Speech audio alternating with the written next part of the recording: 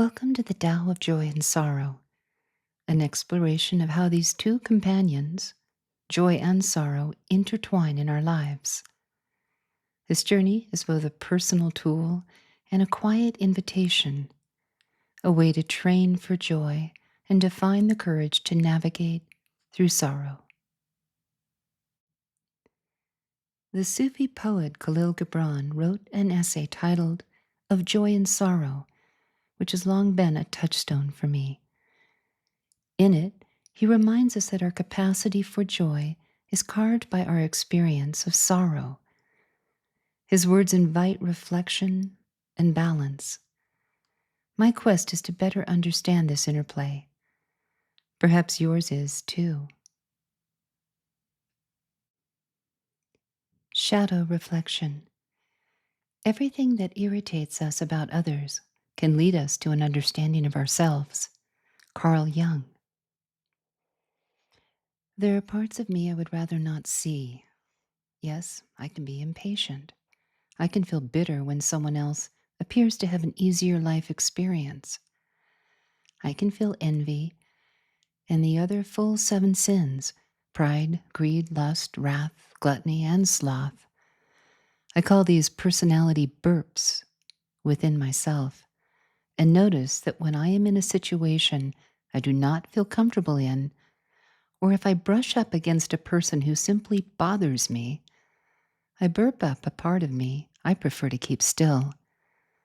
I exhibit a behavior that scratches at my calm sense of self, like sandpaper. That's not me, but it is. In Taoist philosophy, we are reminded that everything we encounter, especially discomfort, is part of the whole, and that includes our own shadow. Carl Jung describes shadow as the part of ourselves we do not want to see, but still these parts show up, especially in others. When someone bothers us deeply, disproportionately, it may be an invitation and not a threat, an opportunity to seek our inner story, the one we have avoided, but one that is truly part of our entire being. We carry these burps like stones in our heart, stones asking to be seen and placed elsewhere, not within. The wounds, what is unhealed, the traits we dislike, we find in another because we carry them within, a blame we cannot name. It is not our place to fix another or their trait that disturbs us, that is not of our doing, but rather to take a moment and learn about us, to pause, to breathe, to invite the question, why? And what is this really about? In Jungian terms, the shadow holds everything we have tucked away to avoid: our shame, our rage, our unmet needs, and also our gifts, our hidden gifts, our creativity, our fire, our truth. The more we repress, the more these burps can control us from below.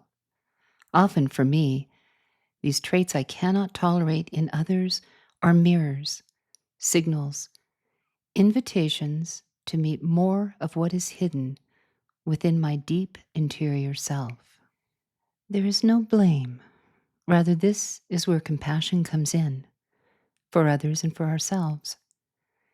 For the younger self who was hurt, for the tired self who snaps, for the evolving self who is still learning and returning to square one to begin again. The Tao reminds us that the path to joy winds through the places we would rather not go. When we choose awareness of this discomfort, the discomfort becomes our teacher. In Taoist philosophy, we are reminded that everything we encounter, especially discomfort, is part of the whole. That includes our shadow. Carl Jung described the shadow as the part of ourselves we would rather not acknowledge, the qualities we disown, repress, or project onto others, and yet they show up, often in others, especially in others. When someone irritates me disproportionately, it's often not about them at all. It's an invitation, a mirror, a glimpse into something within me that is tender, unresolved, or long denied. These so-called personality burps aren't faults to be exiled. They're signals, clues to an inner story that's asking to be heard, not to judge or fix, but to understand. We carry these unseen parts like stones in the heart. They weigh us down, not because they are wrong, but because they are unattended. Some are old wounds. Some are unlived desires. Some are simply truths we're not ready to name, but they are part of the whole. Shadow work is not about blaming others for what we feel, nor is it about fixing what we feel is wrong with someone else. Instead, it invites us to a sacred pause, a breath, a curiosity. We ask gently, why does this person trigger me? What part of myself do I see in them? What is this really about? Jung taught that the shadow holds not only our shame and rage, but also our brilliance, our creativity, our clarity, our strength. What we repress doesn't disappear. It influences us from behind the curtain. What we deny in ourselves, we tend to condemn in others. And what we cannot tolerate in another may well be a truth we've buried within. There is no blame here, only a return to compassion for the younger self who is hurt, for the tired self who snaps, for the evolving self who's still learning, still softening, still returning to square one and beginning again. The Tao teaches us that the path to joy winds through the places we would rather not go. But when we choose awareness, when we greet discomfort not as a punishment but as a teacher, then even the shadow becomes sacred.